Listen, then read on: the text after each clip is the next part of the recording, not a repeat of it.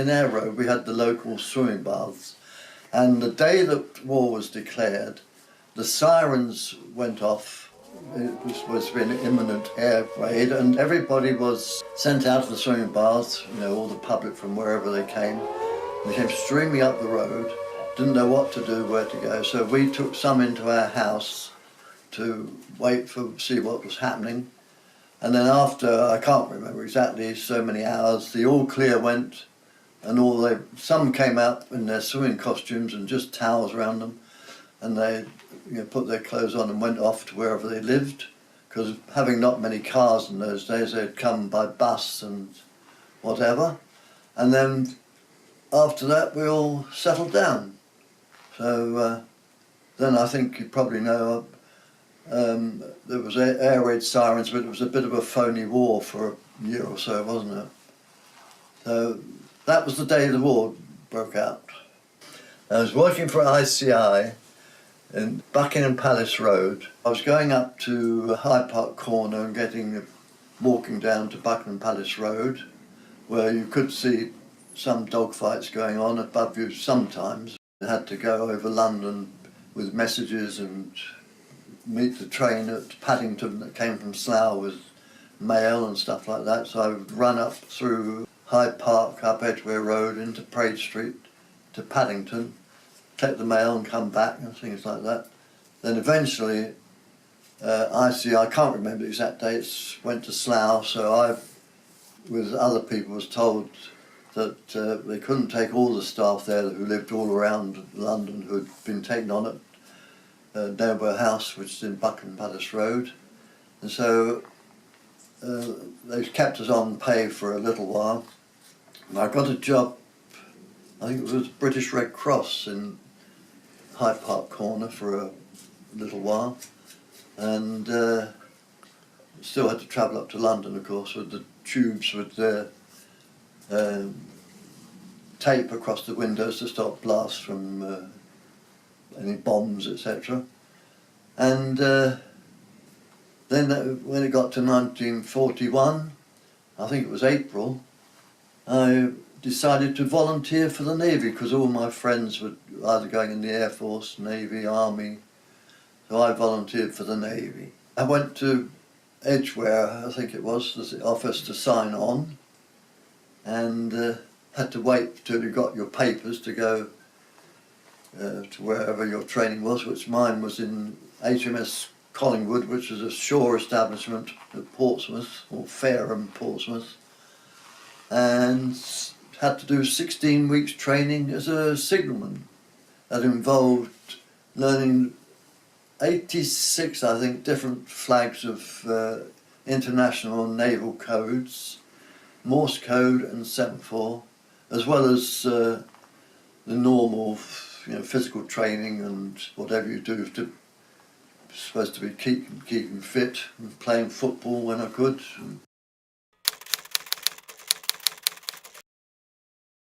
A, B, C, D, E, F, G. Then all you do is put the arm to H, I, then you miss out J, you go K, L, M, N, O, P, Q, R, S, T, U, V,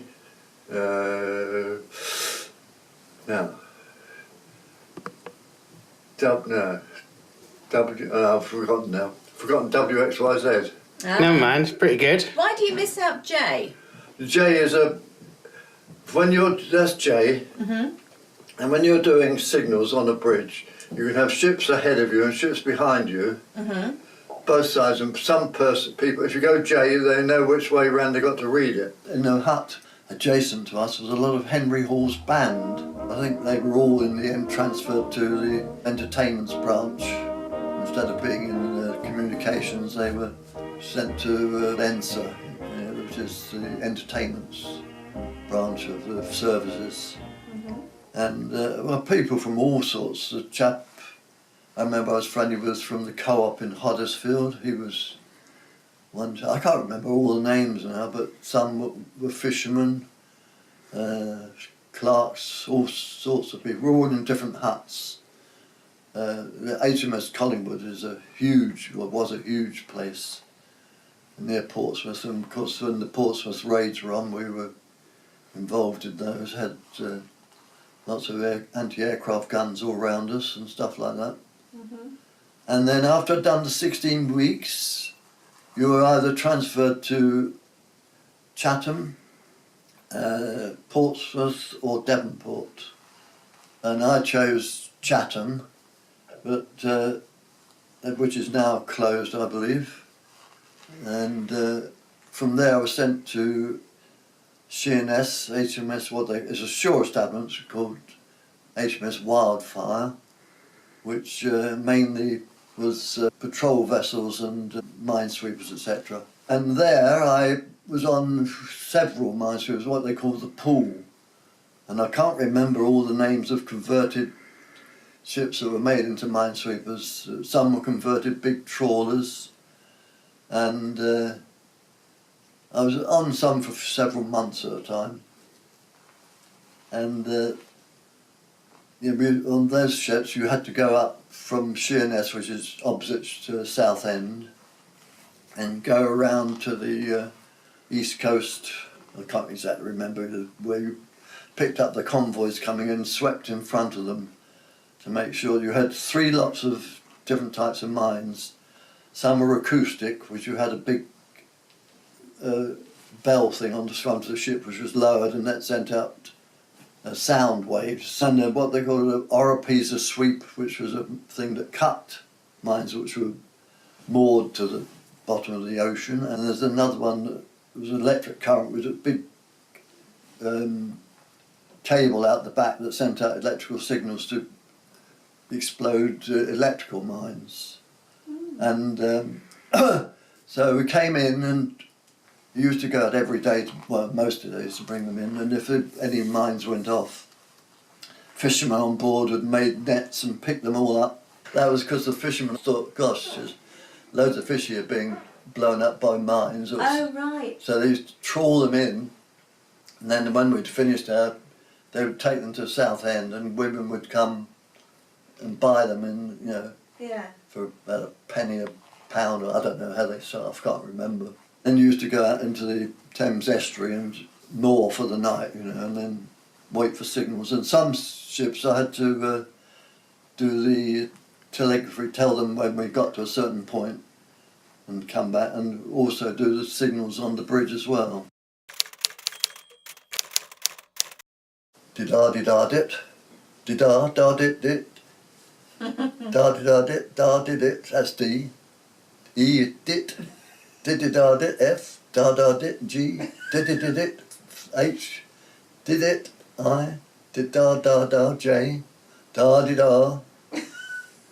I can still remember the... Oh, that's good. Oh, carry on. You got to K. What's L? Did-da-dit, no, dit-da-dit-dit. M is da-da. You could be telling N loads is... of lies. No, you get this in the dictionary. Yeah, go on, N. N is da-dit.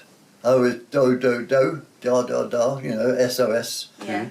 O, P, da-da-dit. Q, da-da-dit. R is da-da-dit.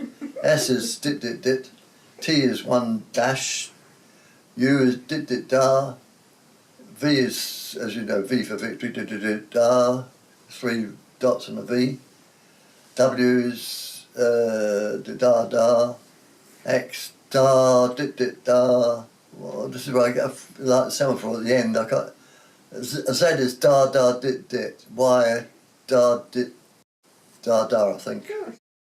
On these trawls we're pretty rough, because some were even still, well, a couple I know were coal burning. You used to have stokers on there, used to stoke the coal into the, the furnaces there to get the engines going.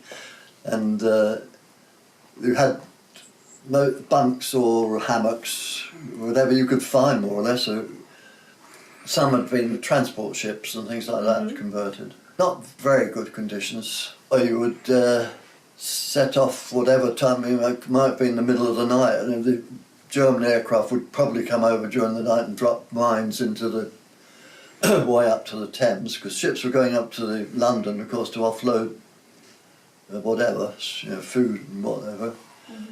And they would drop mines, and it would be anti-aircraft guns going off all night, of course.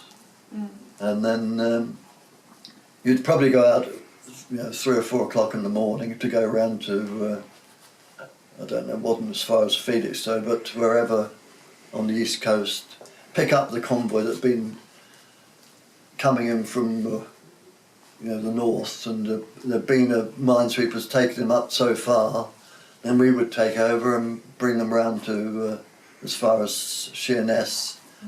Then another lot went not very far up to as far as you could up to the Thames, because they dropped them right in the mouth of the Thames, of course. We would be in a line of what they call line abreast, 2 or 3 in line abreast, and if you exploded a mine, it would just go off by itself. But if you cut a mine, and you had people on board who used to shoot at them, if there was a spike going, if you hit one of those, it would go off. But if you hit just the metal, they would sink and be put out of action. And then you would come up there, as I say, as far as that. It would take about 5 or 6 hours, and then as I say, if they caught any fish, we'd go to Southend, then rest up for the next convoy. If we got to a certain point, I had to dash down to the telegraphy room and send off a signal, because these were only small ships, by myself, and then go up to the bridge and probably hoist a signal to the next one saying, to do this manoeuvre and that manoeuvre, and That's 5 flags, you do that. Flags and semaphore or signal lamp, or even coloured. There was flags, for instance, the flag A for the international code was aircraft presumed to be hostile approaching the fleet. That was one I remember, but they all had different colours and different meanings, and you're supposed to remember up to 86 different coloured flags and meanings, but in code groups they would mean the speed you would go, like G10 would be 10 knots, you must proceed at 10 knots. And different signals for different manoeuvres, That went on for about a couple of years, I suppose. And then I was sent back to base at Chatham, and had to go to Liverpool to go to America, which was, it used to be called the Empress of Japan, but they converted it to Empress of Scotland. There were loads of people on there, mainly Air Force and Navy, going to Canada. So we went on that to Halifax, Nova Scotia, doing zigzag courses in case of enemy submarines and things like that. This was on my 21st birthday. That was February 43. We got to Halifax, find your kit bag, and then get on a train, which is one of these American trains, which was very, very old-fashioned, wooden seats and goodness knows what. And we had to go from Halifax, Nova Scotia to New York. It took, I might be exaggerating, but it took days and days, because we kept getting held up with big snowdrifts. And on the way through sort of Montreal and places like that, they lost people who saw all the bright lights, and some of them just vanished. And months later, when I was in the signal office at Asbury Park, which is near New York, we were getting signals in saying that able seamen or signalmen so-and-so had been found on a ranch in Texas or wherever it was, or not a ranch exactly, or a shop or whatever, trying to get jobs and escape but they mostly got caught, I think. Anyway, eventually we got to New York, and we transferred to another train. This is after about, it must have been 5 days on this train. It was terrible. Sleeping on wooden seats on the floor and everywhere. Well, they fed us quite well. Then another train to what they called Asbury Park, which is in New Jersey, and they took over a hotel there. as a sort of barracks.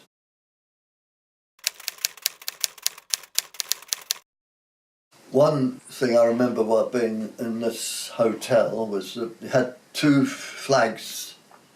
One was the Union Jack and one was the Stars and Stripes. And I was on the team that you had to go up and pull it, what they call the halyard, up, and the flags would go up in the morning and bring them down at dusk at night. And this was very difficult to see where you had, it was a little like an attic. And so used to pull the flags down at night and leave them on the floor and pull up a halyard in the morning. The trumpets blowing and those sort of thing. And this particular morning, I was on the party, I didn't actually do the pulling up. They pulled up the Stars and Stripes upside down, which is an absolute criminal event for America. And within minutes there was the police and goodness knows what onto the barracks saying who's done this and all the rest of it. And you had to go before a part, explain it to a committee of people eventually in a few days, and really? they were very upset. Didn't get shot, but got told off. And I used to be sent to New York to pick up the mail from the Naval post office. So I used to get the train there and pick up the mail and go back. They send the post to where they know the ships are, what they call fleet post offices, and then you'd have someone pick them up and sort them out for all the different ships. And in New York, which was quite easy obviously, but you'd send them there and they would go back to wherever the ships were there, because a lot of ships called in at New York, obviously. My mother's sister's husband's brother, Butler their names were, and he had been in the Merchant Navy and had become an American citizen and lived at Staten Island, which is, as you've been there, it's just across the ferry. And so I went to visit them, and when I was with them on a weekend leave or something, I got tonsillitis. And they didn't know what to do with me, so they sent for the authorities, I suppose, the naval authorities, and they whipped me into a hospital in Long Island for over a week, I think. I remember the hospital, the naval hospital, very pristine and well run, and they sent me back to Asbury Park. And from there we got lots of people who came and said, you want to go to any theatres or things like that. So we got tickets to a lot of shows in Broadway and taken out both millionaires to their houses for different feeds and stuff like that. Really? They were all sort of variety shows, like with the Andrews Sisters. He's the boogie woogie bugle boy of Company B. One millionaire I remember was a mattress millionaire in New Rochelle. Oh. And he had dark-coloured servants, and this was my first experience of sweet potatoes, and they served all around this big table. The Taubes, that was their name, the Taubes, T-A-U-B. And then there was, got friendly with quite a few people. There was the tennis star from Britain, Betty Nuttall, who used to live in Harrow and played at the Herger Club. I think Herger means Harrow in Latin. She was picked for England, played high-class tennis in those days. She had a flat in New York. She used to invite British servicemen to go for a cup of tea and stuff like that. And the purpose of being there was waiting for different ships to be built in different yards all around Brooklyn and in that area. And mine was this Brooklyn yard Minesweeper. Had to do trials up and down the Hudson to the Statue of Liberty and back up with different trials with sweeps on, and we were commissioned to go via Boston and Halifax and St John's, Newfoundland, on the way to Ireland. Halifax is a dead and alive place, isn't it? Very cold. And Newfoundland, St John's. I remember there, and I always remember we were tied up alongside this jetty, and two girls, drunk as anything, were, I think someone said they were 21 today, and they dived into this water which had solid ice bits in it, you know, and swam around. Oh my goodness. And we got to Ireland after about 7 days, only more or less a day or so, and from Ireland I flew across the Irish Sea to the entrance of the Caledonian Canal, and we were just big enough, well, small enough I suppose, but not too large to go through there to come out at Inverness. I suppose we stayed in Inverness for 2 or 3 days then, because we came round the east coast. We came right round to Wales, Milford Haven. We set off from Milford Haven and went to Gibraltar, did a bit of sweeping there for a little while. Then Algeria next, and Malta. Cyprus we stocked up with a lot of supplies before we got there. We were there for a few days, I think. Palestine, Syria. While we were based in Syria and those places, we got leave and went to Tel Aviv. And once when we were going across the desert in a troop train, where a lot of RAF on there, and we're going across the desert, and the train, it had been the rainy season, going across a very low bridge, and the train, half the bridge collapsed and half the train went into that. Now I think it was mostly WAFs who were there, and a lot of them were killed. And you were on this train? Yeah, it's not making it up, and of course you don't mind it though, so we had to make our way to this place in, I think it was near Tel Aviv, a sort of rest camp place. And we got there anyway, because I remember walking on the beach where it was so hot you could hardly put your feet down, you know. And then eventually to Alexandria for a while, and we swept up and down the Suez, would you believe? Went out into the Red Sea for a little while. There was Port Said is at the other end, and Ismailia.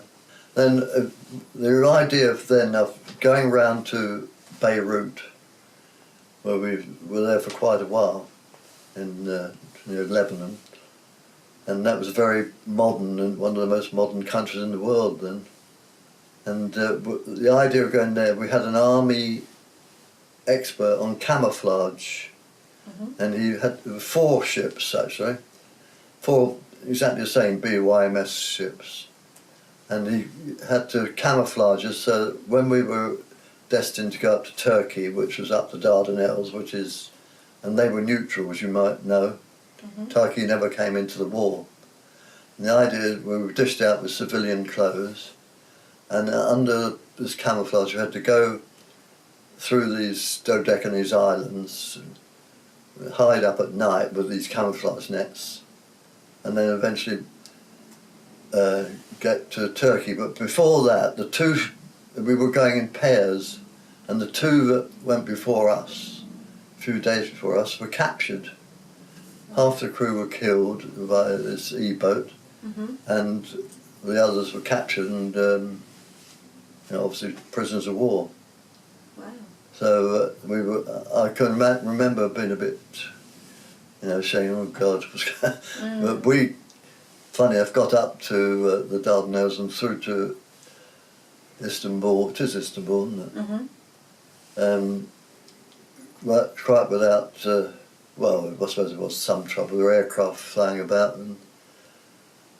and now the idea was to go up there and wait for the Turks to declare war on the Germans, and they knew straight away that they would mine the Dardanelles, and we were there to sweep the Dardanelles, keep that clear.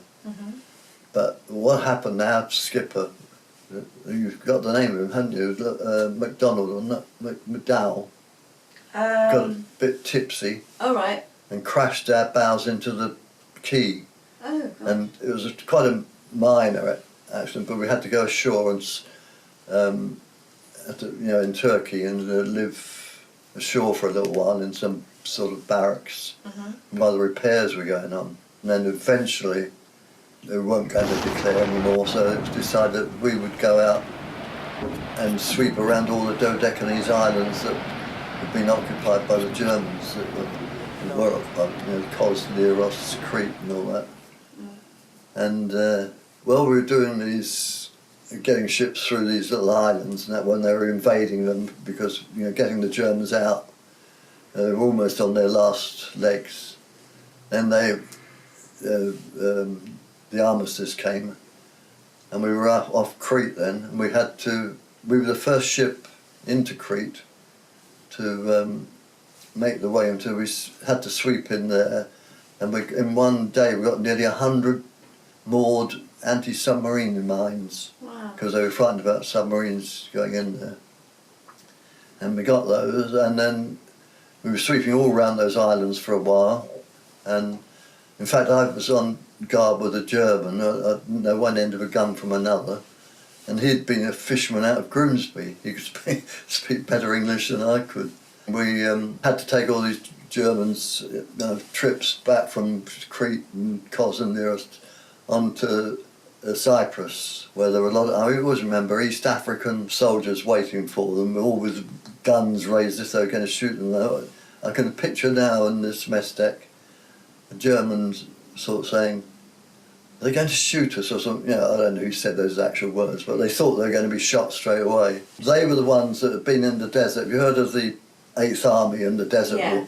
A lot of those escaped to these islands, Kos and Leros. And then they eventually, when it all wrapped up, we had to take them, well not only us, but we took 1 or 2 lots from different islands to Cyprus.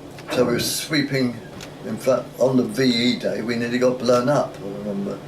A mine went off under us, but the explosion went outwards instead of upwards, And that was more or less the end of it. And we sailed back to Suez, to Alexandria.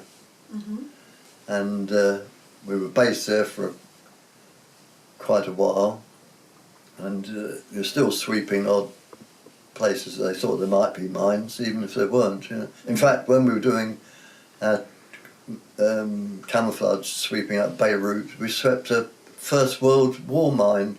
Oh. Well, we didn't sweep it, it exploded. And they said it was First World War because there no way it could to come from this, Second World War. I don't know about that. So it stayed there, and then we were going through to the Red Sea and out to Australia. That was the scheme. And then they dropped the atom bombs, and the Japanese war was over. So we didn't know what to do with us, I suppose. So we stayed there for a few weeks, I suppose, and eventually decided we could go home. So came back to England and was discharged. I mean, I was never worried about the Navy. I quite enjoyed that sort of life, but it was all different when you came back from doing, because things were pretty hard, weren't they, for the civilians? They were all, probably worse than we got around London.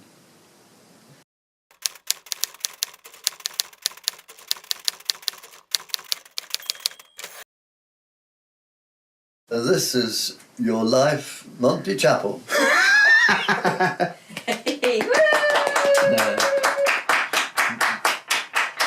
Next week is how I won the 100 yards at the Olympic Games.